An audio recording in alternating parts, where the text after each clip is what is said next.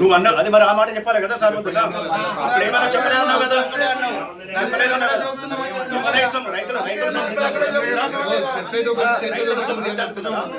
నీకు చేత కాకపోతే మిల్లు బంద్ చేసుకొని తెంగడికెళ్ళి నీకు చేత కాకపోతే మిల్లు నడపలేకపోతే బంద్ చేసుకొని ఏమనుకుంటున్నావు రైతుల కోసం రైతులకు ఏమైనా అడ్డం పుట్టినా నేను రైతులకు ఏమైనా అడ్డం పుట్టినా అంటున్నావు ఏం నీకు చాలు కాబట్టి 42 తీసుకొని నేను వేసామా కలెక్టర్ తో రాబి నేను కలెక్టర్ తో రాబి నేను డిఎం తో రాబి ఆఫీసర్ తో రాబి 45 తీసుకుంటున్నా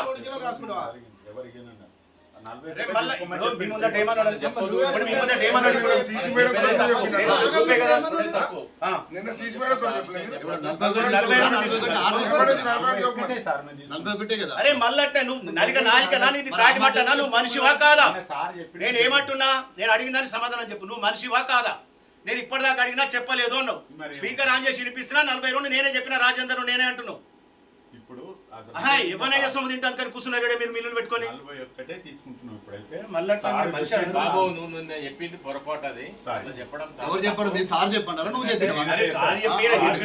చెప్పమని చెప్పి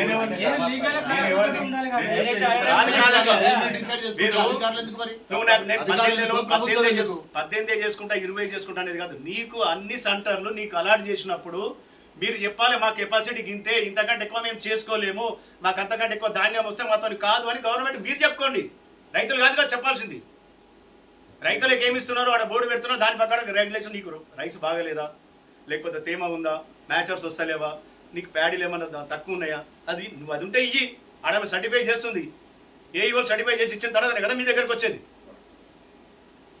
వాళ్ళని చేపియని లేకపోతే మీరు ఆడ మనిషిని పెట్టుకొని మీకు ఏ విధంగా కావాలో ఆడ చేయించుకోరు ఆ విధంగా నువ్వు నేను 18 లారీలు దించుకుంటా 30 లారీలు వస్తాను ఏమైనా చేస్తాము 18 లారీలు ఎందుకు వస్తున్నాయి 30 లారీలు ఎందుకు వస్తున్నాయి నువ్వు 18 ఎందుకు తీసుకుంటావు వచ్చేటి 30 ఎందుకు వస్తున్నాయి అదే మ్యాన్ పవర్ ఎంత ఉన్నది అనేది నువ్వు ఎందుకు తీసుకున్నావు నిన్ను ఎవరు తీసుకోమన్నాడు ఏ రైతు అడిగిండి నిన్ను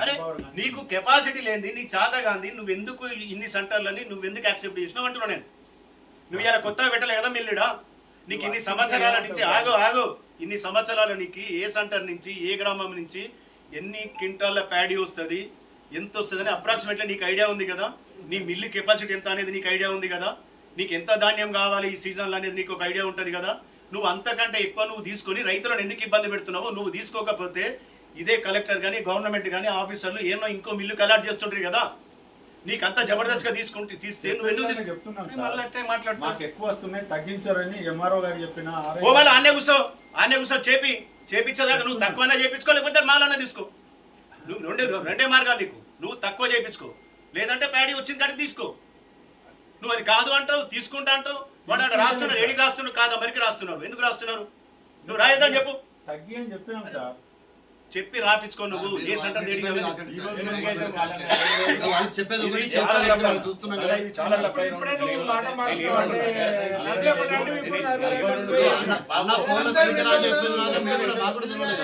కిలోలు అనేది చాలా తప్పు బాబు 42 కిలోల రైస్ వాళ్ళని వాపస్ తీసుకొని మీరు ఎట్లయితే ఇదివరకు తీసుకున్నారో అదే లెక్కన రావాలి 42 కిలోలు అనేది లేదు ఒప్పుకోము మేము కూడా ఒప్పుకోము ఐఆర్ ఆఫీసర్ల దృష్టికి పోతే మీకు ఇబ్బందులు జరుగుతాయి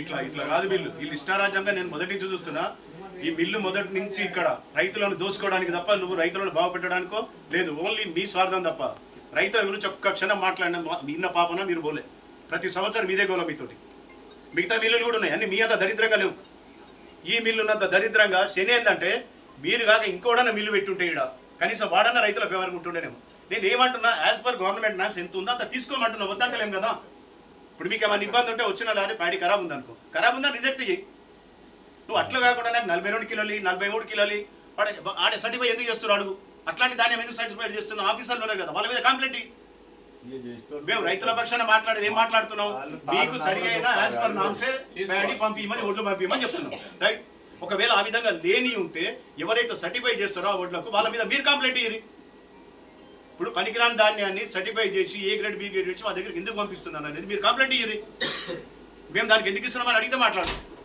మీరు అది కాకుండా ఆడ 42 ఇవ్వమంటావు వీడికి వచ్చిన తర్వాత బాగాలేమంటావు లైన్లో నిలబెడతావు నా దగ్గర అమాలి లేదంటావు వాడు వచ్చిన లారీ 4 రోజులు నిలబడిన తర్వాత 5వ రోజు మళ్ళీ వాడు ఎందుకు వస్తాడు వాడికి ఇచ్చే కిరాయికి దానికి ఏమవుతుంది మళ్ళీ మీరు చేసే ఉద్దారకానికి వాడు 4 రోజులు నిలబడ్డ తర్వాత ఏమైనా బాబు లారీ వస్తుందా అంటే నాకు కిరాయి పడతలేదు సార్, మళ్ళీ బస్తకు 2 రూపాయలు 3 రూపాయలు ఇస్తే వస్తా అంటాడు. ఎవడు ఇవ్వాలి అది మళ్ళీ రైతే ఇవ్వాలి. ఇప్పుడు నువ్వు బాగానే ఉంటావు, వాడు బాగానే ఉంటాడు, గంగలో వాడు కలవాలంటే రైతు కలవాలి, అంతే కదా. అరే ఇప్పటిదాకా జరుగుతున్నది అదే. నువ్వు అట్లా చిన్నగా మాట్లాడుకు, నేను ఇలా ఫస్ట్ టైం రాలని బిల్లుకు స్టార్ట్ కాలేదు సార్ అంటున్నా. వచ్చినాక చూస్తామన్నట్టు, అంతే కదా. ఇంకా 4 రోజులు చూస్తే అంతే అవుతుంది కదా. రైతుల పేషెన్స్ చెక్ చేస్తారు. ఇప్పుడు ఇలా చిన్నరావుల బిల్లు కదా, ఈయన ఒక సర్పంచ్, నువ్వు సీరియల్ వైజ్ గా తీసుకుంటున్నావు, బాగానే ఉంది, తీసుకోవచ్చు. ఇప్పుడు నాసంటే తెల్లబట్టలు వేసుకొని వచ్చిన తర్వాత నేను పట్టకున్నా అవి కాంట అవుతాయి, అవి పట్టకున్నా మిల్లుకు వస్తాయి, కట్టకున్న మిల్లులో తీసేసుకుంటారు.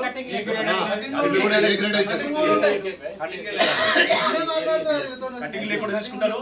ఇప్పుడు వాళ్ళు ఏం చెప్తారు, బాబు మరి మంటి వాళ్ళు ఏమని కటింగ్ చేసుకున్నారు అంటే మీరు లీడర్లే కటింగ్ చేసుకున్నారు కాబట్టి ఇక మేము కూడా మాకేముంది, మేము కూడా చేసుకోవాలి అంటే ఇది ఒక తోవ అన్నమాట.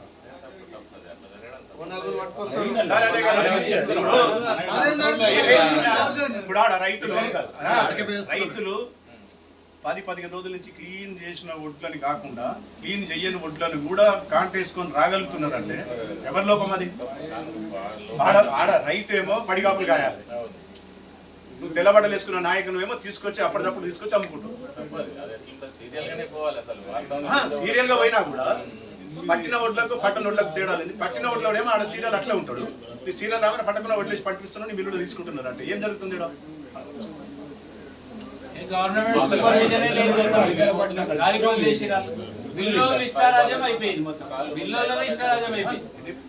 చేస్తున్న దగ్గర నిజంగానే వచ్చిన ధాన్యం బాగాలేదు, రైతు రిజెక్ట్ చేస్తున్నారు, రైతులు కూడా పడతలేరు, మేము కూడా వాళ్ళకి నచ్చ చెప్తాం.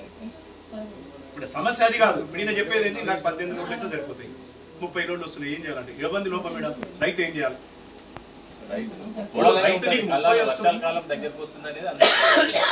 ఇప్పుడు నీకు 30-40 కాదు ఆయన కావాల్సింది.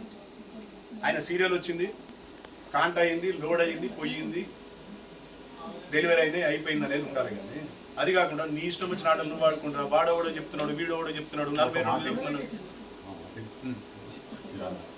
నేను మా సార్తో మాట్లాడి మాకు కొన్ని సెంటర్లు తగ్గిమని ఆల్రెడీ డిఎం లెటర్ ఇస్తుంది. కొన్ని సెంటర్లు తీసేస్తే కనీసం 30% తీసేస్తే 70%లా ఇప్పుడు ఈ సార్కి పొద్దున వెళ్ళిపోయింది ఒక లారీ, ఇవాళ సాయంత్రం వస్తే రేపటిదాకా ఆగుతారు, ఏం కాదు.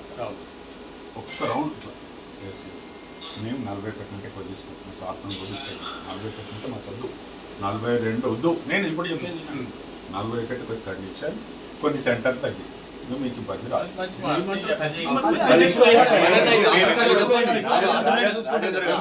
ఇప్పుడు మీకు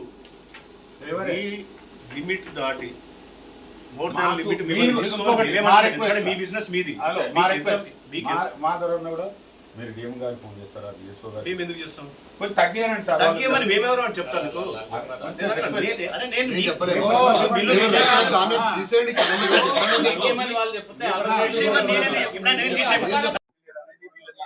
ఒక విధమైన టెక్నిక్.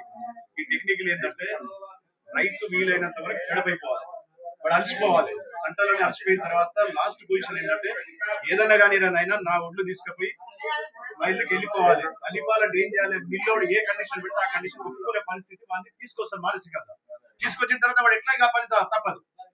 అది తీసుకురావడానికి ఇవన్నీ సాకులు తప్ప రాజేందర్ గారు, వేరేది ఇంకేం కాదు. ఏదో అంటే నువ్వు తెచ్చుకుంటే కదా వస్తలేదు సార్, పిచ్చేదానికి 8 లక్షలు ఇచ్చిన